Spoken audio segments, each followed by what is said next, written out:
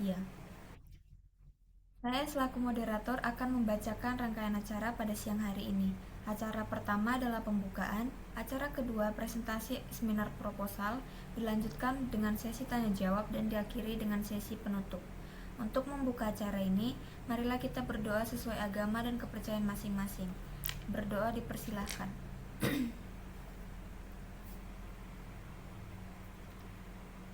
Dapat diakhiri acara selanjutnya yaitu presentasi seminar proposal dengan judul proposal Rancang Bangun Sistem Informasi e-Katalog dan Verifikasi Supplier Terintegrasi Menggunakan Framework Laravel dengan studi kasus LPMPP Universitas Jember.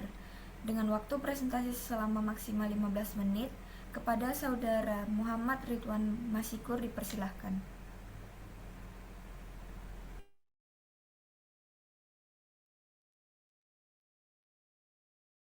Baik, terima kasih. Izin share screen eh, PowerPoint-nya.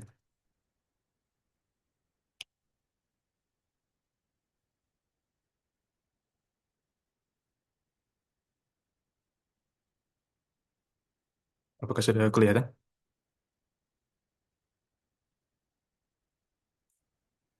Baik. Assalamualaikum warahmatullahi wabarakatuh. Selamat siang dan salam sejahtera bagi kita semua. Yang terhormat kepada Bapak Anang Andrianto selaku dosen pembimbing utama saya, yang saya hormati Ibu Tri Agustina selaku dosen penguji 1, yang saya hormati pula Ibu Karina selaku dosen penguji 2, dan seluruh teman-teman saya yang saya banggakan.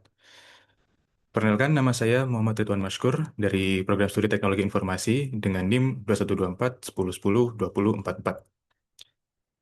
Pada kesempatan kali ini, izinkan saya mempresentasikan proposal skripsi saya yang berjudul Rancang Bangun Sistem Informasi e-Katalog dan Verifikasi Supplier Terintegrasi Menggunakan Framework Laravel, Studi Kasus LPMPP Universitas Jember.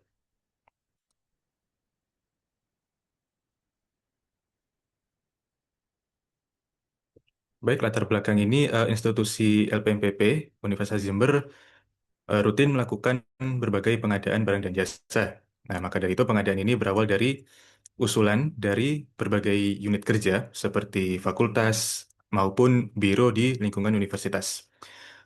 Oleh karena itu, ada satu tahapan pra pengadaan, yaitu memuat nilai perkiraan harga barang atau jasa eh, yang dikalkulasi secara terukur, yaitu HPS atau harga perkiraan sendiri. Penyusunan HPS wajib mengikuti data referensi yang bisa dipertanggungjawabkan, tidak hanya melihat dari harga pokok barangnya, tetapi harus memperhitungkan biaya pelengkap yang lain. Seperti contoh adanya biaya ongkir atau biaya pengiriman, biaya instalasinya, bahkan sampai ke pajaknya. Namun ada beberapa permasalahan. Yang pertama, pengumpulan data pembanding atau harga untuk HPS masih dilakukan secara manual. Jadi para panitia pengadaan masih harus mencari semacam brosur atau menghubungi para pihak supplier yang pastinya itu memakan waktu. Yang kedua, panitia pengadaan sering kesulitan untuk memverifikasi legalitas para suppliernya. Jadi untuk memastikan apakah mereka memang terbukti sah dan layak mengikuti pengadaan. Dan yang ketiga, rencana anggaran biaya atau RAB itu beresiko ditolak atau bahkan direvisi oleh panitia karena harganya dinilai tidak wajar, semisal ada yang belum termasuk pajak atau yang lainnya.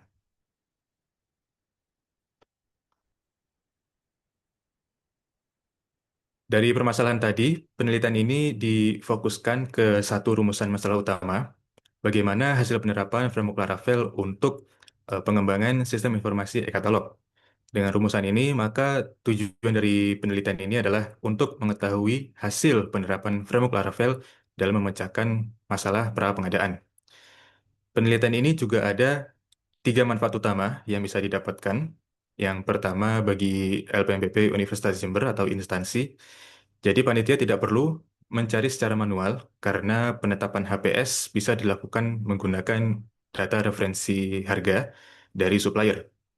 Yang kedua dari bagi mitra atau supplier itu untuk memperluas akses penawaran produk ke area atau lingkungan kampus. Jadi mereka juga bisa mendapatkan platform untuk mengelola barang mereka juga.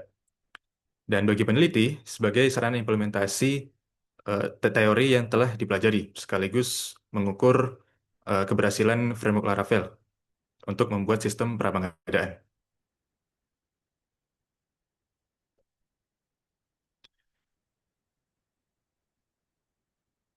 Batasan penelitian, supaya pengembangan sistem tetap terarah, maka penelitian ini menetapkan batasannya, yaitu yang pertama, sistem ini difokuskan pada manajemen prapengadaan internal di lingkungan LPMPP yang berfungsi sebagai penyedia HPS.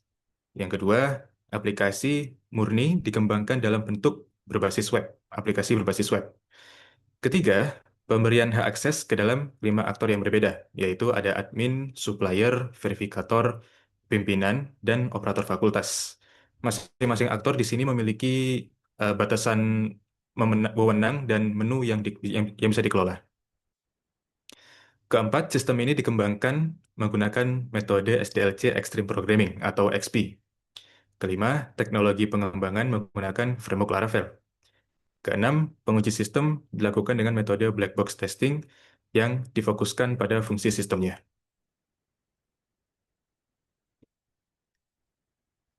Ini adalah beberapa penelitian terdahulu sebagai landasan dalam membangun sistem ini. Saya mengambil 4 referensi utama. Jadi secara garis besar penelitian ini mengambil informasi tentang kemampuan framework Laravel, landasan teori pentingnya standarisasi HPS, pemanfaatan sistem pendukung keputusan, dan seberapa efektifnya metode extreme programming. Dan dari keempat referensi ini, ada beberapa gap yang belum terselesaikan. Karena penelitian sebelumnya hanya berfokus pada administrasi desa secara luas, regulasi tanpa adanya pembuatan sistem, ataupun berfokus di fase akhirnya. Ya, biasanya ada penentuan pemenang tender gitu.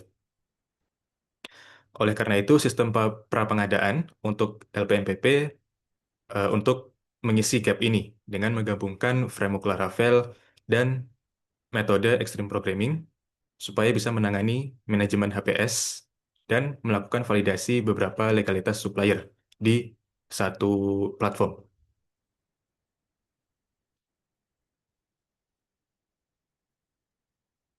Beberapa landasan teori utamanya yaitu pertama, dari sisi regulasinya.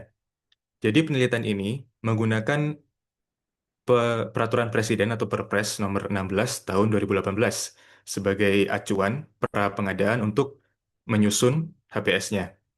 Dan Perpres nomor 16 ini tahun 2018 menetapkan HPS sebagai alat untuk menilai kewajaran penawaran dan mencegah terjadinya inefisiensi. Kedua, dari sisi teknologi. Sistem ini menggunakan framework Laravel untuk sistem e-katalog karena memiliki keuntungan dalam menangani relasi database seperti pengelolaan atribut barang dan penetapan harganya. Ketiga, pengembangan ini menggunakan pendekatan atau SDLC Extreme Programming karena sistem LPMPP sering mengalami adanya perubahan kebutuhan dari user. Jadi siklus XP mulai dari planning, desain, coding, hingga testing itu cocok buat dipakai. Dan khusus pada tahap testing nanti akan difokuskan menggunakan black box testing untuk kelancaran fungsi sistemnya.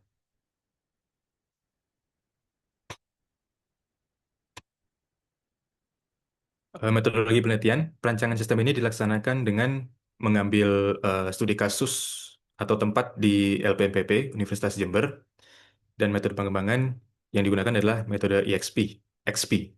Siklusnya dibagi menjadi 4 fase. Pertama yaitu planning, itu berfokus pada analisis kebutuhan, menetapkan 5 role aktor, merumuskan logika validasi KBLI atau klasifikasi baku lapangan usaha Indonesia, dan menetapkan batasan sistem tanpa adanya transaksi pembayaran.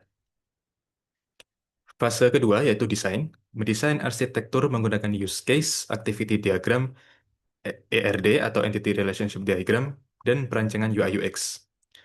Ya, yang ketiga yaitu coding, menggunakan bahasa pemrograman PHP dengan framework Laravel, menerapkan library Spati untuk keamanan hak akses atau role, dan membuat algoritma perhitungan HPS.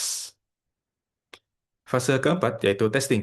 Nantinya sistem akan diuji untuk memastikan apakah perangkat lunak yang dibuat telah memenuhi kriteria planning dan memastikan sistemnya bekerja dengan baik.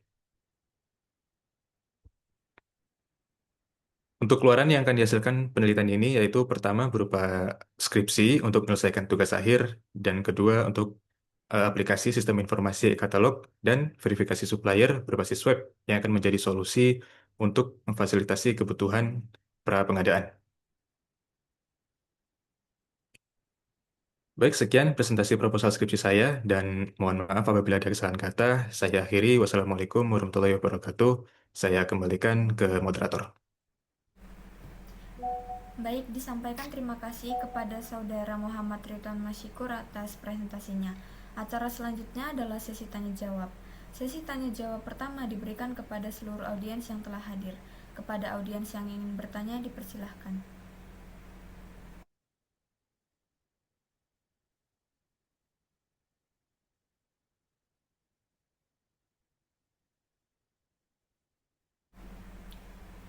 Apabila tidak terdapat pertanyaan, maka akan saya lanjutkan menuju sesi tanya jawab selanjutnya. Untuk sesi tanya jawab selanjutnya oleh dosen pembahas 1 dengan maksimal waktu 20 menit. Kepada Ibu Tri Agustina Nugrahani Eskomemkom dipersilahkan. Mbak, mohon maaf ke Bu Karina dulu ya. Mohon maaf. Oh baik Ibu. Kepada Ibu Karina Nina Amalia Eskomemkom dipersilahkan. Oke, baik. Terima kasih Mbak Dela selaku moderator. Assalamualaikum warahmatullahi wabarakatuh. Selamat siang semuanya. Selamat siang untuk teman-teman yang hadir, Mas Ridwan, Pak Anang selaku dosen pembimbing, dan juga Bu Tina selaku dosen pembahas. Ini ada beberapa hal ya Mas Ridwan yang mau saya tanyakan dan mungkin mau saya beri masukan gitu ya, Mas Ridwan ya. Oke, yang pertama mungkin dari judul ya, Mas ya. Kalau dari judul di sini sebenarnya tujuannya Mas tadi apa, Mas ya? Tujuan dari dibangunnya sistem ini tuh digunakan untuk apa? Ya, jadi untuk di LPMPP-nya itu kan ini Bu. Jadi untuk menambah berbagai supplier itu kan harus ada eh, maksudnya untuk menambah HPS-nya itu kan harus ada supplier dulu. Oke. Nah, jadi Oke. problem jadi problemnya LPMPP itu jadi untuk mengadakan untuk membuat HPS itu masih masih manual. Jadi mereka harus survei kemana-mana dan surveinya itu eh, udah jelas kayak dari data Oke. pasarnya itu kadang masih belum akurat. Nah, terus eh, lagi-lagi karena menghubungi dari pihak suppliernya itu juga harus satu persatu kalau harus ke apa namanya dari ke tempat suppliernya itu juga masih terkendala begitu Bu. Oke. Oke, berarti kan di sini Mas Ridwan ini mau bikin untuk mendukung HPS gitu ya, bukan hanya sekedar mengintegrasikan gitu ya. Jadi kan harusnya menurut saya seharusnya di dalam judul itu ada fokus juga pada tujuan gitu, Mas. Gitu. Fokus Jadi pada nggak tujuan. cuman Oke. apa ya sekedar terintegrasi aja gitu. Kemudian di dalam latar belakang Mas sebenarnya sudah bagus gitu ya. Ada regulasi, kemudian ada masalah dan juga ada solusi gitu. Tapi mungkin yang saya apa ya yang saya lihat di sini eh tidak ada data pendukung gitu. Jadi Mas tuh ya nulisnya kayak lempeng aja gitu. Mas wawancaranya ke siapa Mas? Ya Bu, di LPMPP itu ada di bagian perencanaan khususnya itu saya wawancara kepada Mas Anjua selaku yang menangani HPS juga. Beliau lebih tepatnya di bagian perencanaan itu juga me, maaf, Mm-mm. ini apa namanya sekaligus mengerjakan yang di HPS ini dan akan diintegrasikan ke si baja. Oke, nah di sini Mas Ridwan di dalam latar belakang itu tidak menjelaskan apa ya, tidak menjelaskan data pendukung. Mas mau lakukan wawancara ke siapa? Apakah itu hanya dari bagian perencanaan aja yang sebenarnya sistem ini tuh kayak beneran dibutuhkan atau enggak sih gitu? Ya, harusnya mungkin di dalam latar belakang itu Mas bisa memasukkan gitu ya dari yang Mas tulis itu wawancaranya ke siapa.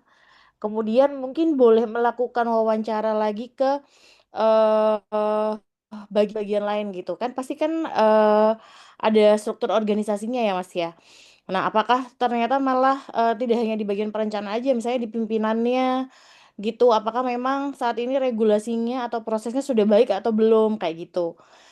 Itu sih Mas yang menurut saya di latar belakang tuh masih belum terlalu muncul gitu. Jadi ya sebenarnya sudah oke, Mas sudah melakukan wawancara tapi tidak tertulis gitu loh Mas di sini. Mas tuh wawancaranya ke siapa gitu ya.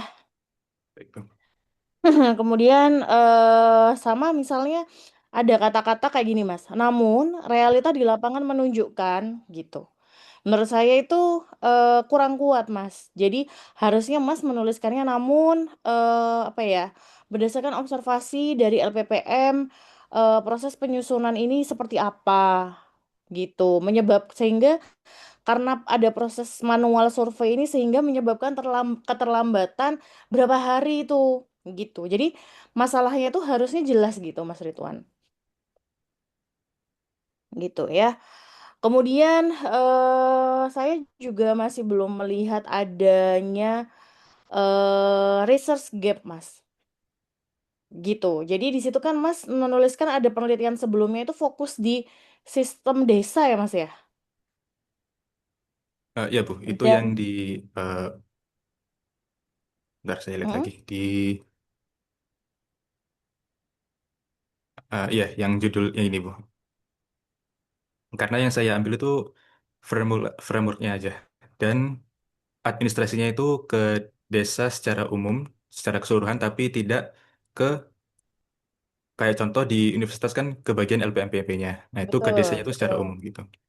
Nah, itu sih Mas, nggak ada apa ya Mas di latar belakang itu saya nggak lihat ada pengintegrasian antara e-katalog, kemudian verifikasi supplier dan HPS yang dibahas di dalam latar belakang itu sehingga menurut saya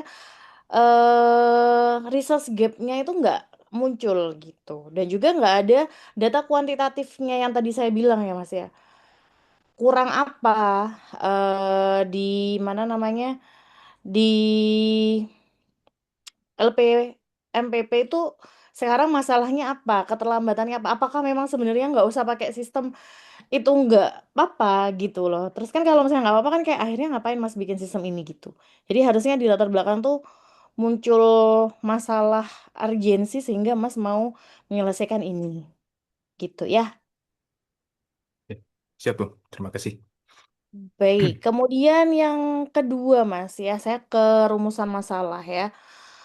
Em, Sebenarnya ini ya, apa namanya di rumusan masalah itu menurut saya kurang ini Mas, kurang ilmiah gitu ya. Jadi bagaimana hasil penerapan framework Laravel mengetahui hasil gitu. Jadi eh apa ya? Maksudnya harusnya Mas juga bisa membuktikan juga gitu karena kan di sini kan untuk peningkatan judul tuh kan digunakan untuk integrasi menggunakan framework rancang bangun. Jadi kayak apa ya Mas ya? Fokusnya itu hanya di Laravelnya aja gitu. Padahal kan sebenarnya kan kita di sini juga akan menyelesaikan permasalahan LPMPP gitu kan ya Mas ya. Iya Bu. Betul. Nah, itu nggak muncul gitu loh di rumusan masalah. Jadi ya cuman makanya kalau misalnya Mas menyimak sempro yang tadi pagi saya bilang apa gitu loh bedanya antara project atau proyek biasa dengan skripsi gitu. Karena kan kalau misalnya saya hanya menerapkan Laravelnya saja, itu kan jadinya cuman hanya fokus pada sistemnya aja gitu loh. Padahal kan ini penelitian ilmiah untuk objeknya studi kasusnya LPMPP-nya UNED gitu ya. Jadi nanti seharusnya ditambahkan ya Mas untuk di rumusan masalahnya adalah yang pertama mungkin boleh gitu ya kalau untuk Laravelnya. Kemudian mungkin HPS itu harus di mention di situ karena kan itu tujuan utamanya ya juga. Kemudian nanti gimana Mas kira-kira di sistemnya untuk memverifikasi legalitas dari suppliernya di dalam sistem Mas? Ya, jadi gini Bu, nanti mitra itu akan datang, akan daftarkan diri dulu ke Mm-mm. websnya. Nah, nanti si tampilan supplier itu nggak bisa diapa-apakan dulu. Jadi upload nggak bisa, Mm-mm. hanya bisa Mm-mm. view saja. Nah, nanti caranya Mm-mm. gimana? Itu di tampilan supplier ada yang namanya dokumen verifikasi. Nah, apa aja? Ya, seperti biasa kan kalau supplier itu ada surat izinnya atau SIUP. Mm. Terus ada identitas seperti KTP dan lain-lain, dan ada dokumen Oke, pendukung.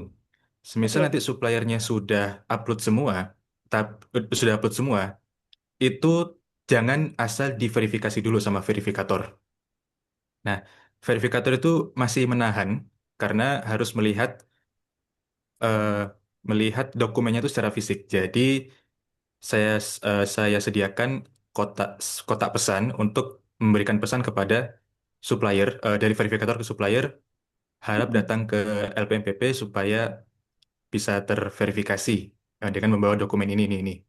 Nah, nantinya Oke, ketika supplier sudah datang ke LPMPP atau kampus sambil membawa berangkat apa dokumen yang diperlukan, nanti verifikator juga akan langsung meng-ACC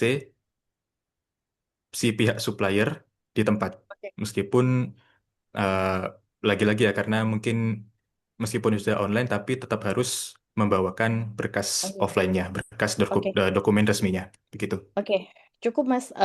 Jadi mungkin nanti Mas bisa itu bisa menjadi sebuah rumusan masalah gitu ya, karena kan itu adalah masalah yang terjadi saat ini dan nanti akan Mas Ridwan selesaikan gitu ya.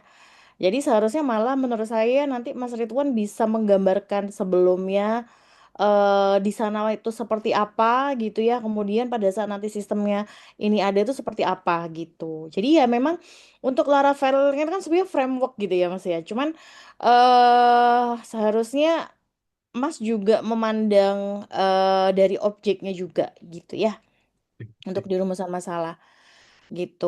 Kemudian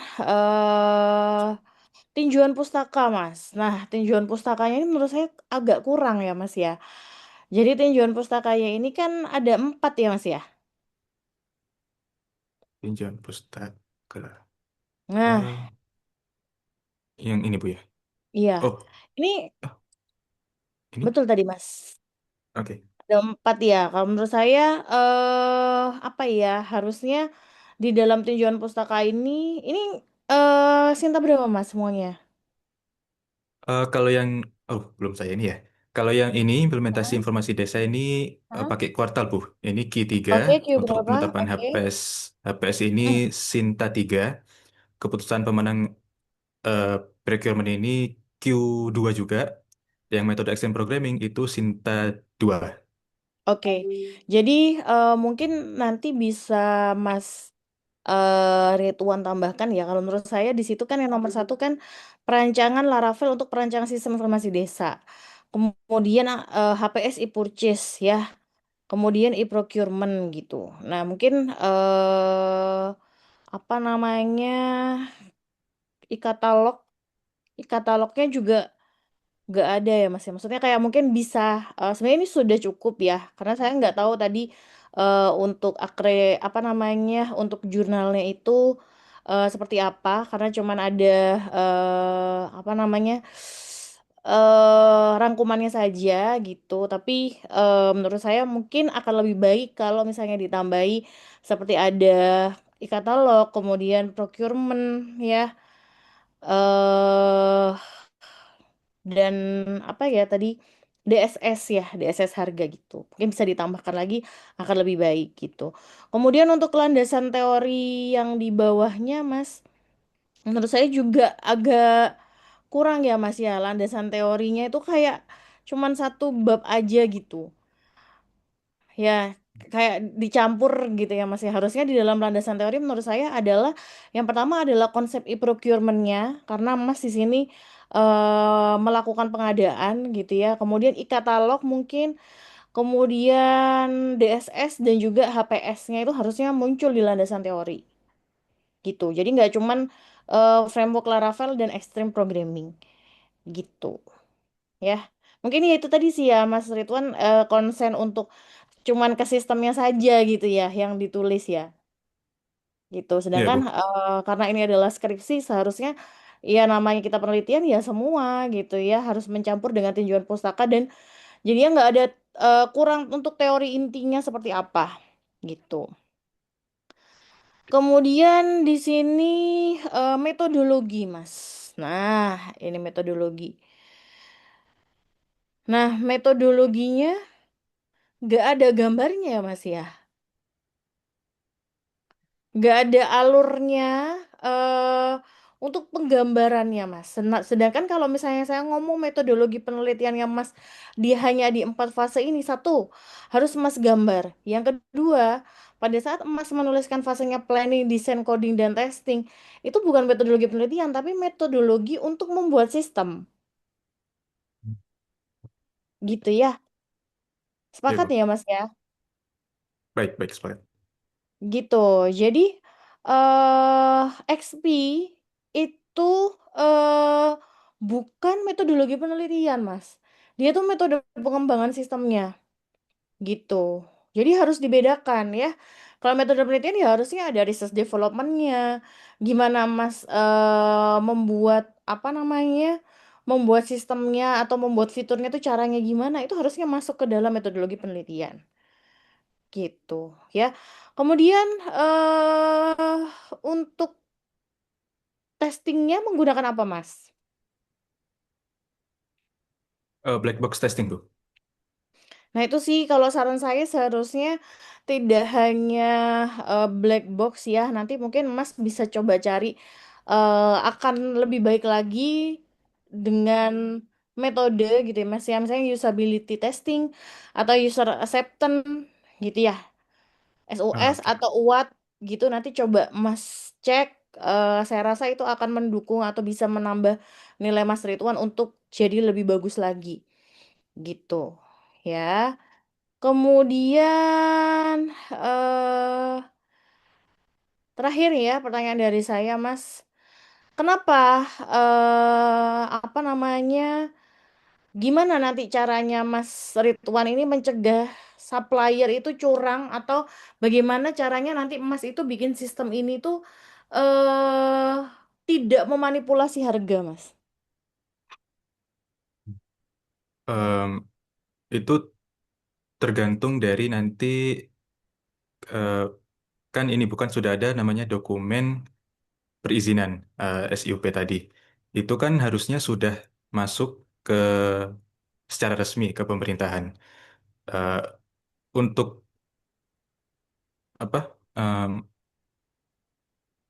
S- Nanti kan ke verifikator itu ke LPMPP kan harusnya sudah ini, terdaftar bisnisnya, dan saya rasa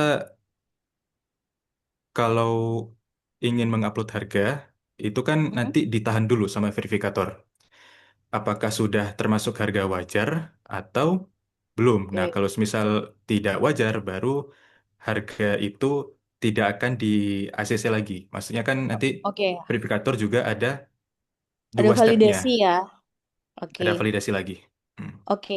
Kemudian Mas, di batasan masalah itu pengadaan barang dengan nominal di bawah 50 juta ya Mas ya? Iya, Bu, ya, betul. Kenapa Mas? 50 juta itu sudah angka wajar. Kalau misal di atas itu sudah masuk ke, eh maksudnya sudah tidak ada di HPS. Di HPS itu Oke, hanya 50 juta aja. oke, itu sudah pakai sistem lain gitu ya, udah pakai si baja ya. Iya. Oke, nah itu harusnya dituliskan ya Mas di batasan masalah ya. Karena di batasan masalah di sini kan hanya khusus pengadaan barang dengan nominal di bawah 50 juta. Untuk orang nanti skripsi Mas ini kan disebarluaskan di mana-mana gitu ya. Orang makan bertanya kayak, kenapa kok cuma 50 juta gitu? Padahal di atas itu akan ada sistem yang lain gitu. Nanti tolong dijelaskan supaya lebih lengkap lagi penulisan buku skripsinya. Gitu ya, Mas Ridwan ya. Ya, baik Bu. Siap. Baik, mungkin itu saja dari saya. Terima kasih. Sampai bertemu di sidang ya, Mas. Semoga bisa diperbaiki dengan baik. Saya tutup. Wassalamualaikum warahmatullahi wabarakatuh. Saya kembalikan ke moderator. Terima kasih.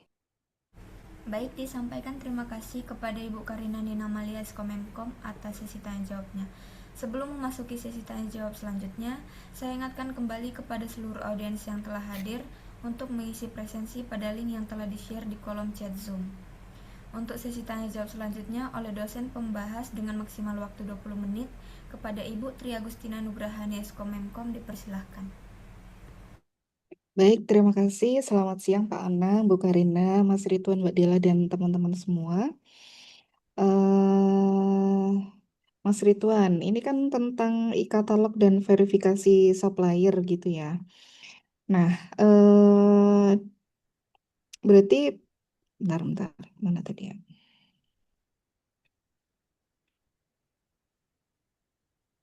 Berarti di situ ini ya Mas ya, apa ada user suppliernya juga melibatkan? Iya Bu, ada Bu. Oh, melibatkan. Berarti usernya siapa aja?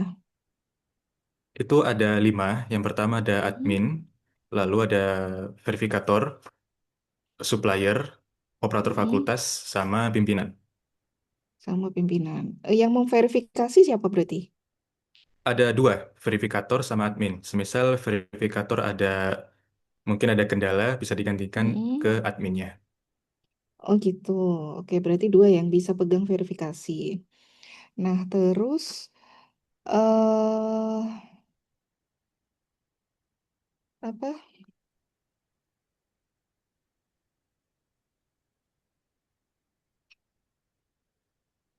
Oke.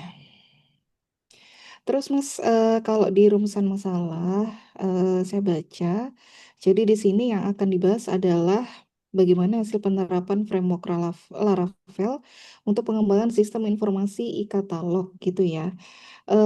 Verifikasinya apakah terpisah, apakah jadi satu dengan e-katalognya, Mas? Jadi satu, Bu. Jadi satu. Oh, jadi satu. Kenapa nggak disebutin sekalian, Mas, verifikasinya? Oh, ya, itu. Iya, dia jadikan satu ya. Hmm. Kemudian di batasan masalah, Mas, jadi di batasan masalah ini kan ada yang namanya pra pengadaan gitu ya. Pra pengadaan ini alurnya seperti apa, Mas? Sebelum ini, Bu, prapangadaan kan berarti sebelum harga itu eh, harga harga harga HPS-nya itu disebarluaskan.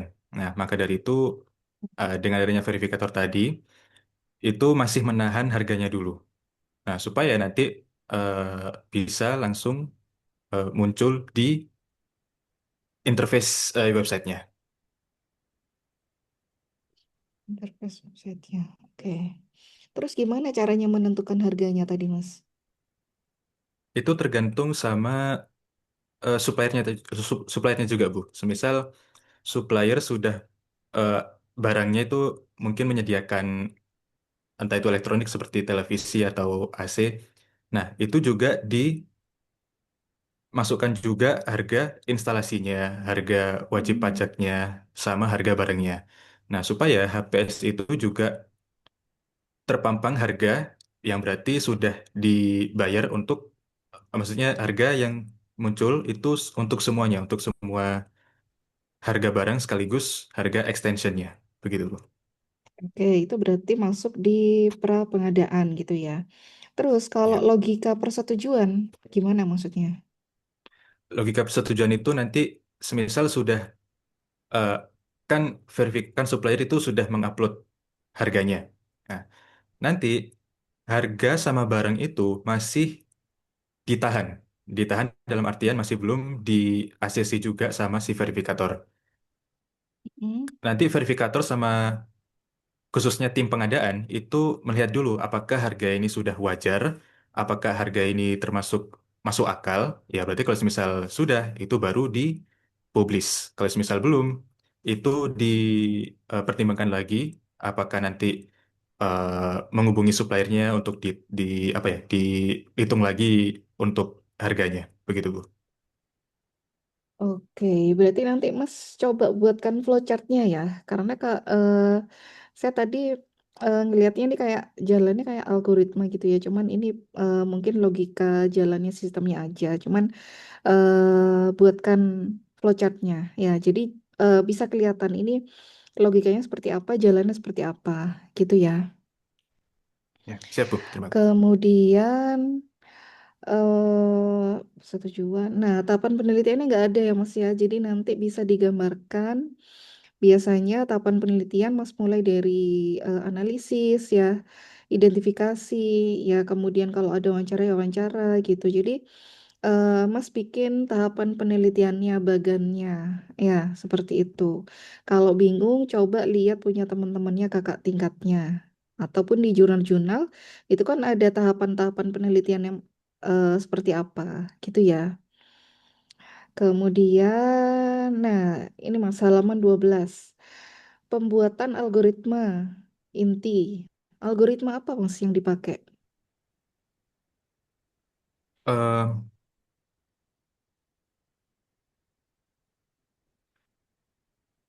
Ya, sebenarnya itu bukan algoritma, Bu ya. Mungkin saya Hmm, harusnya saya hilangkan itu karena yang bisa mengatur harga itu si suppliernya. Mungkin yang hmm, saya tonjolkan itu bagian ini untuk bisa upload ke HPS itu. oke, berarti algoritma itu seharusnya apa berarti?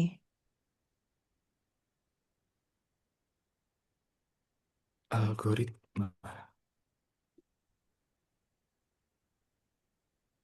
Halaman 12, ini nomor 3, fase coding. Pembuatan algoritma inti. Kalau memang tadi seharusnya dihapus, berarti algoritma ini harusnya apa namanya?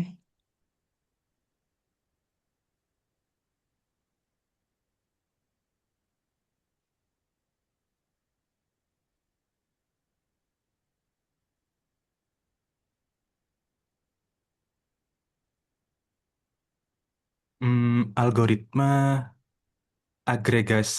agregasi harganya, Bu. Nanti mungkin bisa di filter data validnya, semisal nanti nanti sistem menyaring apa menyaring data, nah, nanti dikalkulasi lagi. Nah, nanti sudah muncul variabel harganya, terus di hasilnya akan outputnya nanti final dari HPS itu. Final dari APS. Oke.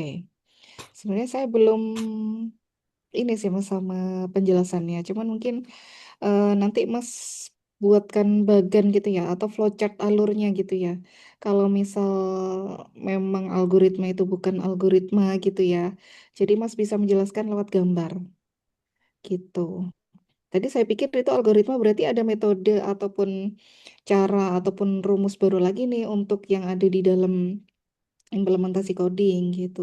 Saya pikir gitu. Cuman tadi Mas bilang algoritma tidak ada gitu ya, tidak jadi ataupun seharusnya dihapus gitu. Berarti nanti Mas bisa menjelaskan alur ataupun digambar dengan bagan gitu ya, meskipun itu dalam tahapan implementasi coding gitu. Gitu ya Mas ya. Ya, baik, Bu. Oke. Terus nah ini sebenarnya kalau kepenulisan proposal itu berbeda dengan skripsi Mas. Jadi eh ya apa sebenarnya kurang tepat ya penulisannya cuman ya udah cuman nanti kalau misal sudah deskripsi minta tolong dicek lagi cara kepenulisannya ya gitu ya. Ya, siap. Oke, mungkin itu saja dari saya, terima kasih, saya kembalikan ke moderator. Baik, disampaikan terima kasih kepada Ibu Tri Agustina Nugrahanes Komemkom atas sesi tanya jawabnya. Baik, untuk sesi selanjutnya adalah tanggapan oleh dosen pembimbing oleh Bapak Anang Adrianto STMT. Dipersilahkan.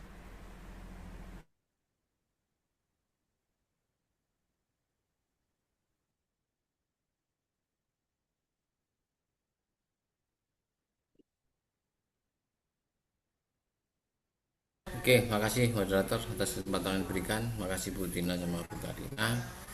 Oke, untuk Ridwan ya, mungkin ada beberapa hal yang kayaknya juga perlu kamu pelajari terkait sama teori. Dan dari beberapa pertanyaan atau saran dari pembahas, tentunya kalau kamu menguasai, tidak akhirnya tidak hanya sebatas kamu diam ya itu. Sebenarnya ada argumentasi, salah satu misal contoh tadi terkait sama testing ya, kenapa kamu hanya black box, itu harusnya kamu tahu apakah kamu perlu pakai UAT dalam hal ini kamu sampai ke penerimaan penggunanya, ataukah cukup kamu hanya menguji usability dari requirement sistem yang kamu bangun kemudian sesuai dengan fungsional sistemnya atau tidak, maka kamu perlu pengujian pakai apa. Itu yang kayaknya harus kamu pahami. Jadi tentunya testing itu nggak selalu cocok untuk kebutuhanmu. Jadi nanti sambungkan antara kebutuhan di latar belakang, kemudian tujuan penelitian sama testing itu harus ada relasinya. Jadi itu yang harus kamu pahami supaya kamu tidak iya saja. Mungkin itu salah satu contohnya, tapi yang lain kayaknya juga banyak yang harus kamu siapkan. Mungkin dari saya itu saja dulu komentar saya terkait sama bimbingan saya. Makasih. Baik, disampaikan terima kasih kepada Bapak Anang Andrianto STMT. Selanjutnya, diingatkan kembali kepada seluruh audiens bisa mengisi presensi pada link yang telah di-share di kolom chat Zoom. Baik, sesi tanggapan telah berakhir. Sesi selanjutnya adalah penutup. Sebelum kita tutup acara seminar proposal pada siang hari ini, marilah kita tutup dengan bacaan doa menurut agama dan keyakinan masing-masing. Berdoa dipersilahkan. Dapat diakhiri, terima kasih disampaikan kepada Bapak Ibu dosen pembahas serta dosen pembimbing dan seluruh partisipan yang telah hadir. Semoga ilmu yang didapatkan bisa berguna dan bermanfaat untuk kedepannya. Saya selaku moderator mohon maaf atas tutur kata yang kurang tepat maupun berlebih. Saya akhiri, wassalamualaikum warahmatullahi wabarakatuh.